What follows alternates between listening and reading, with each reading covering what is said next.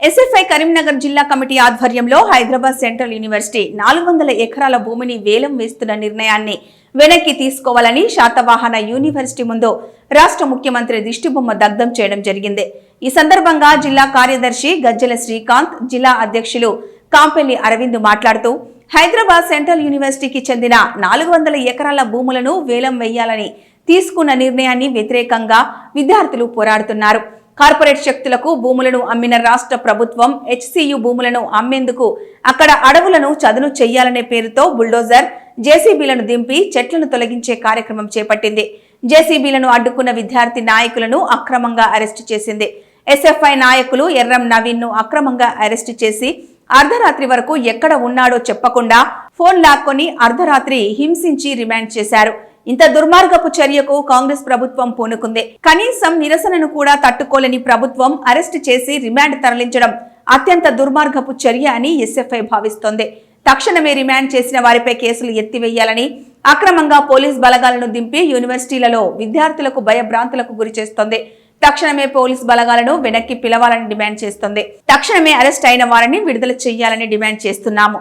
ఈ కార్యక్రమంలో జిల్లా సహాయ కార్యదర్శి భోగేశ్వర్, నాయకులు సందేశ్, భారత్, కళ్యాణ్, శివ, మహేష్, దత్తు, వసంత్, కిరణ్, దీక్షిత్, రామ్ కుమార్ తదితరులు పాల్గొన్నారు. ఎస్ఎఫ్ఐ కరీంనగర్ జిల్లా కమిటీ ఆధ్వర్యంలో శాతవాహన యూనివర్సిటీ ముందు దిష్టిబొమ్మ దగ్ధం చేయడం జరిగింది.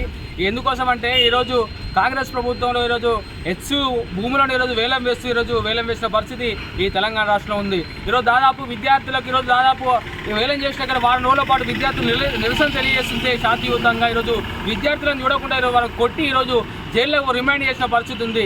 ఎస్ఎఫ్ఐ దాన్ని తీవ్రంగా ఖండిస్తూ ఈరోజు వెంటనే ఏదైతే విద్యార్థులు అరెస్ట్ చేసి జైలుకు పంపించారో వాళ్ళు తక్షణమే బయటికి విడుదల చేయాలని చెప్పేసి ఎస్ఎఫ్ఐగా డిమాండ్ చేయడం జరుగుతుంది. ఈరోజు విద్యార్థులకు భూముల విద్యార్థులు మాత్రమే కేటాయించాలి. కానీ ఈ కాంగ్రెస్ ప్రభుత్వం పూర్తిగా భిన్నంగా వ్యవహరిస్తూ ఈరోజు ఏదైతే భూములకు పూర్తిగా వేలం వేసి ఈరోజు బుల్డోజర్లు తీసుకొచ్చి ఈరోజు పర్యావరణాన్ని ఈరోజు నాశనం చేస్తున్న పరిస్థితి ఈరోజు రేవంత్ రెడ్డి ప్రభుత్వం చేస్తుంది. ఈరోజు ఏదైతే ఈరోజు ఆ కాంగ్రెస్ ప్రభుత్వం అధికారంలోకి వస్తే ప్రజాపాలన వస్తాయని అనుకుంటే ఈరోజు పూర్తిగా ఈరోజు విద్యార్థులకు భూములు లాక్కుండా ఈరోజు ఇష్టానుసారంగా వ్యవహరిస్తున్న పరిస్థితి ఉంది. ఇప్పటికే ఈరోజు విద్యారంగం పూర్తిగా నిర్వీర్యం అవుతూ అనేక విద్యారంగ సమస్యల్లో కొట్టుమిట్టాడుతుంటాయి.